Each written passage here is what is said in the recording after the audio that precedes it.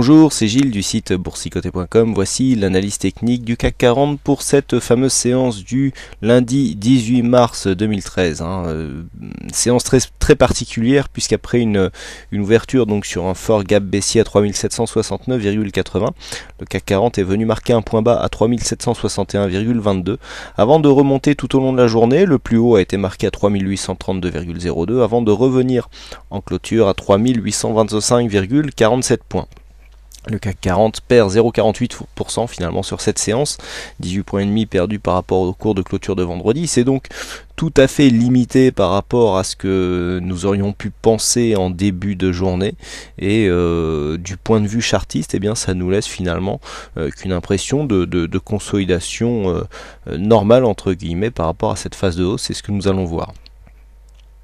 Du point de vue des indicateurs, en effet, la baisse est finalement assez peu sensible, puisqu'on repasse ici soit zone des 60, donc toujours en zone neutre du côté du RSI. Le stochastique, lui, qui est toujours en zone de surachat, ne bouge pas énormément. Du point de vue du MACD, nous étions déjà baissiers ici sur cette phase. Je rappelle ici quelque part, finalement un bon timing qui avait été trouvé sur ce MACD. Puisque si nous regardons bien, eh bien la première phase de baisse ici avait été trouvée. Alors effectivement on est remonté un petit peu plus haut, mais depuis on est venu marquer des points bas. Du point de vue des volumes, alors là c'est assez intéressant puisque nous avons quand même une séance alors beaucoup plus volatile qu'il n'y paraît, puisque le CAC 40 a perdu plus de 2% en ouverture. On est remonté tout au long de la journée.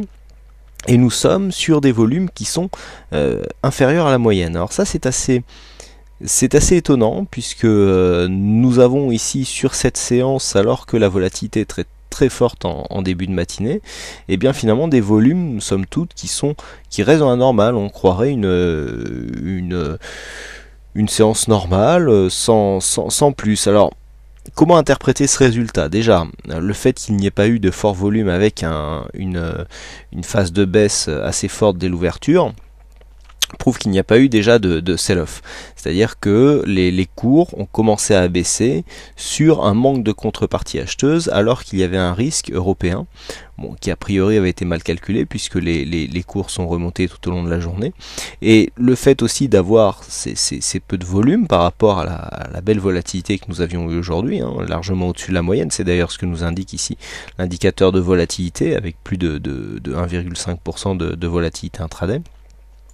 Et bien sur cette phase ici de reprise où beaucoup d'intervenants auraient pu se replacer à l'achat, profiter de ce trou d'air ici pour revenir, et bien le fait qu'il y ait peu de volume déjà prouve que il n'y a pas eu énormément d'investisseurs ou d'opérateurs qui sont venus vendre ici le marché. Les marchés surtout baissé par manque de contrepartie acheteuse. Les acheteurs ont commencé à se positionner ici et donc on fait remonter les cours tout au long de la journée.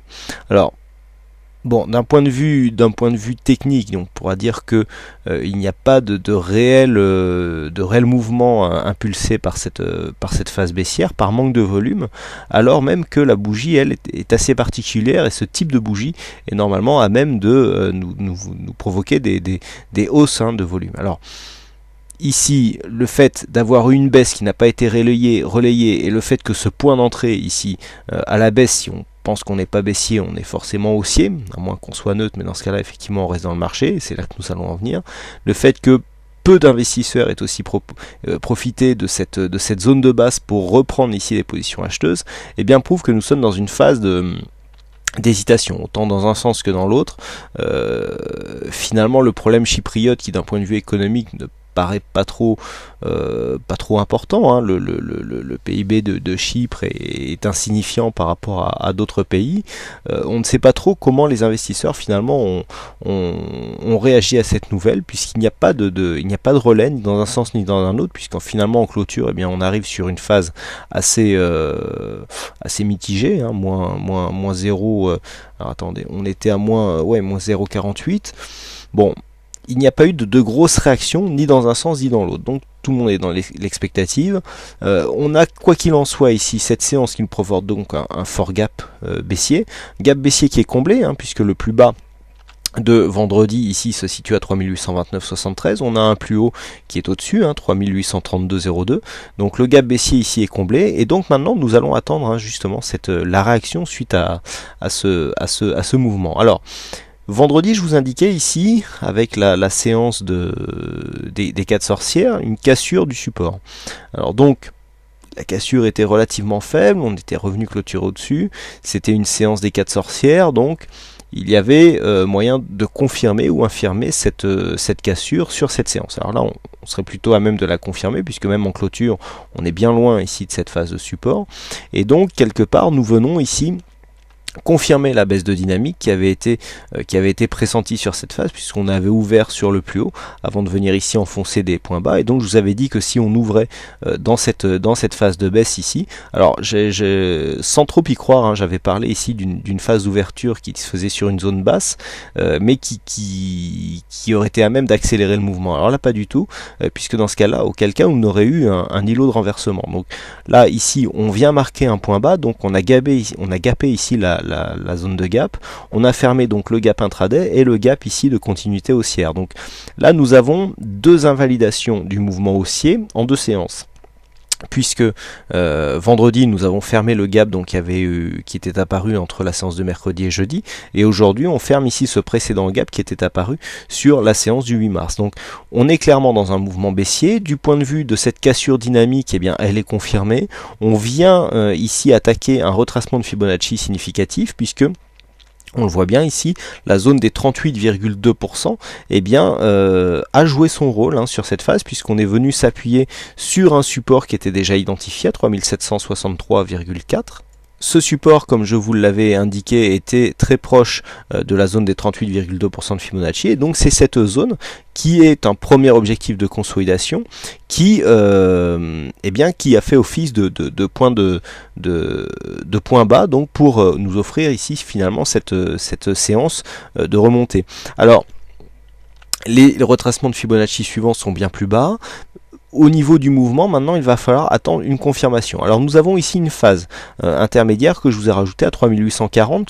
Nous l'avons vu ici, qui était précédemment une zone de résistance que nous avons passée, qui a dans un premier temps été confirmée comme léger support. Alors, c'est une zone secondaire, hein, donc il se peut que sur une phase dynamique, elle soit totalement absorbée avec une grande facilité. Mais ce sera un premier test ici de tendance. Nous aurons 2 tests pour demain. Soit ici nous avons une continuité du mouvement haussier, et donc on vient rechercher ici des zones techniques qui seront des zones test. Alors première zone ici 3840 points, la zone que je vous ai indiquée, et deuxième zone ici, la zone des 3870 points. Ces deux zones normalement devraient faire obstacle, surtout celle-ci si la hausse des cours se confirme. Auquel cas, sur une cassure ici de ces 3871, on pourrait effectivement confirmer que ce mouvement ici n'a été qu'un trou d'air sans conséquence, et que la tendance haussière, même si on perd la dynamique directe ici de ce mouvement, eh bien, est dans une phase de continuité. Par contre, tant que nous sommes ici donc sous cette zone des 3840 et au-dessus des 3763, c'est une phase de neutralisation, puisque nous avons ici un gap à l'ouverture, un gap à la sortie, mais même si le gap est comblé, cette figure ici avec une zone de hausse et une zone de baisse, eh bien, constitue une figure potentielle de retournement. Donc tant que l'on reste ici dans l'amplitude de cette bougie, eh bien c'est plutôt neutre. On digérera quelque part la forte baisse qui a été constatée sur l'ouverture, donc on viendra ici marquer les oscillations. Par contre, alerte baissière de continuité sur une cassure des 3760 points, puisque dans ce cas-là, nous aurions eh bien, les prochains retracements qui seraient ici sur des zones aussi significatives, puisque nous avons, je le rappelle, ici le gap du 5 mars qui pourrait être fermé sur une poursuite de la consolidation. Donc vraiment là, demain il faudra surveiller ici 3760, 3840 à la hausse. Entre les deux, on a une phase d'incertitude. Alors ça ne serait pas étonnant que les cours évoluent au sein de cette phase pendant un jour ou deux, mais une cassure de l'une ou l'autre de ces zones eh bien, pourront nous donner des indications relativement intéressantes. Quoi qu'il en soit, nous voyons bien que du point de vue des indicateurs, nous avions quand même des signes d'affaiblissement, et donc un signe de baisse qui qui était apparu vendredi, qui est confirmé aujourd'hui, et donc il ne serait pas étonnant que sur cette cassure de dynamique, l'on revienne ici tester des retracements plus bas. Par contre, si alors nous remontions ici dans la zone des 3870 et provoquons une cassure, eh bien cela montrerait aussi que une forte pression haussière subsiste sur les marchés, hein, qu'on le sait depuis la forte hausse qui a eu lieu en fin d'année 2012, début d'année 2013, eh bien beaucoup d'investisseurs n'ont pas trouvé de point d'entrée et sont toujours en attente ici de profiter d'une éventuelle phase de continuité haussière. Donc voilà ce que l'on peut dire sur cette analyse technique du CAC 40. Alors aujourd'hui il y a des signaux, donc vous pouvez vous reporter à vos notices, hein, pour ceux qui voilà. Donc nous avons ici des signaux de sortie de consolidation, nous avons ici des signaux statistiques assez intéressants, hein, donc surveillez vos boîtes aux lettres ce soir, mais ça serait plutôt sur une reprise, on aurait plutôt ici des signaux du point de vue des probabilités qui nous donneraient une reprise à la hausse, hein, donc à voir si ces probabilités seront suivies dès demain.